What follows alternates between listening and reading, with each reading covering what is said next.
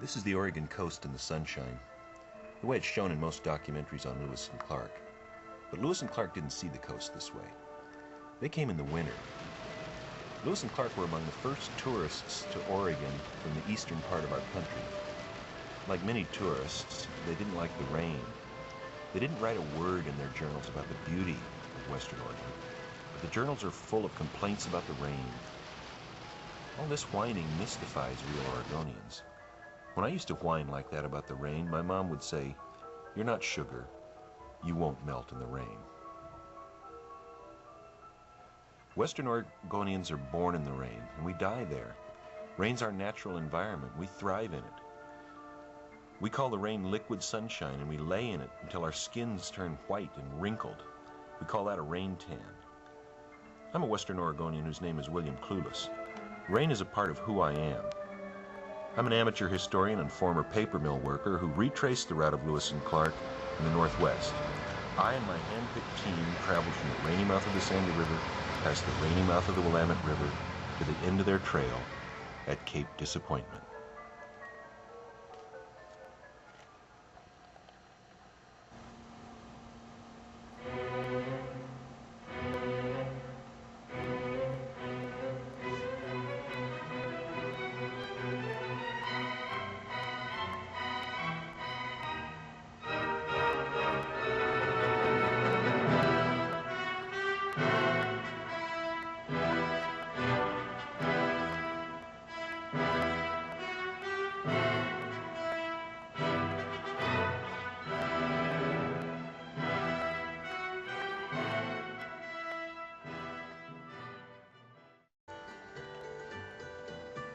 I prefer to be called Captain William Clueless. Until recently, I was captain of the softball team at the James River Paper Mill in Camas, Washington. I was laid off. And after achieving my freedom, I determined to retrace the route of Lewis and Clark with a group of hand-picked men, including my partner, Meriwether Lark, also recently laid off. Our party included our guide, Rhodes, our cameraman, Bailey, our carpenter, Anderson, our cook, Holm, and 2 members to do the grunt work, Schwenk and Pierce.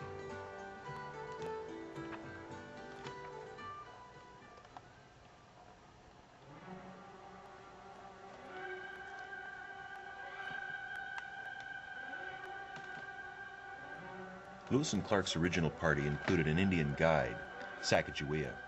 In her place, I selected Rhodes, who will become the first disabled woman ever to retrace the steps of Lewis and Clark. Though confined to her wheelchair, her indomitable spirit and undaunted courage have allowed her to accomplish things that seem beyond belief. She has explored high mountain peaks and treacherous coastal tide pools in her motorized wheelchair.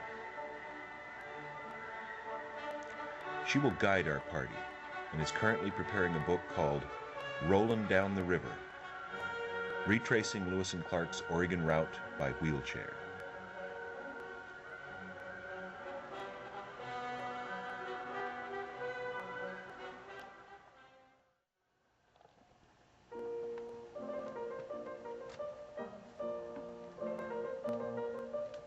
Holm, our cook, made an attempt to recreate the exact rations eaten by Lewis and Clark, and has written a book of recipes. The Corps of Discovery ate mainly elk meat, dog, wapato roots, and whale blubber. They disliked salmon and avoided eating it when possible. In Holm's recreation, he used journal entries like the following. January the 3rd, 1806. We were visited by 6 Clatsips. They brought for sale some roots, berries, 3 dogs, and a quantity of whale blubber.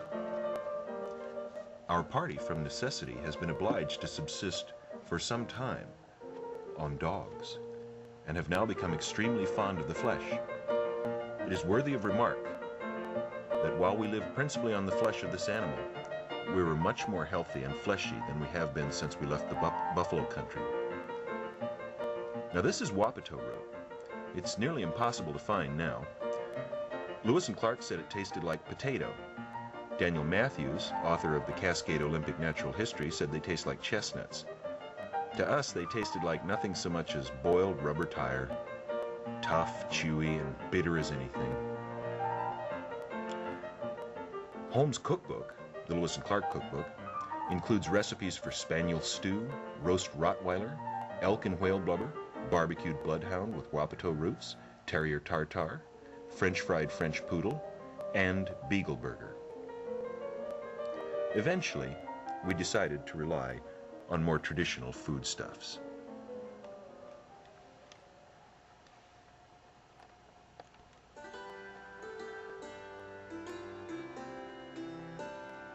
We began at the mouth of the Sandy River, which Lewis and Clark called the Quicksand River. Now this is how you'll see it on a nice sunny day. Here's what they said about it. November the 3rd, 1805. Arrived at the entrance of a river which appeared to scatter over a sandbar, the bottom of which I could see quite across, did not appear 4 inches deep in any part. I attempted to wade the stream and, to my astonishment, found the bottom a quicksand and impassable. We walked up this river about 1/2 mile and found it to be a very considerable stream, discharging its waters through 2 channels, which forms an island about 3 miles in length and 1½ miles wide, composed of coarse sand which is thrown out of this quicksand river. Now, when Lewis and Clark were here, there'd just been a small eruption on Mount Hood, maybe only 10 years earlier. A lahar had swept down the Sandy River and basically covered the river in sand that was much finer and more like quicksand than that experienced by waders in the river today. Nonetheless, our expedition began with tragedy, as one member, our cameraman Bailey, attempted to test Clark's assertion that one could sink in the Sandy River. As we began our journey, we passed the paper mill from which I recently retired. As we passed, the mill emitted what Lewis and Clark would have called a noisome stench. Schwenk and Pierce, our 2 least reliable members, began to act up. Schwenk claimed that the stench was Pierce breaking wind. Pierce responded by threatening to bust Schwenk's head. We eventually had to place articles in the middle of the canoe and require both men to keep their hands strictly on their own sides. Then, for a few minutes, the sun came out. It was so beautiful, I was reminded of a passage in the new novel by Northwest writer Jesse James Duncan. The novel is called Riverwater. Let me read you a passage.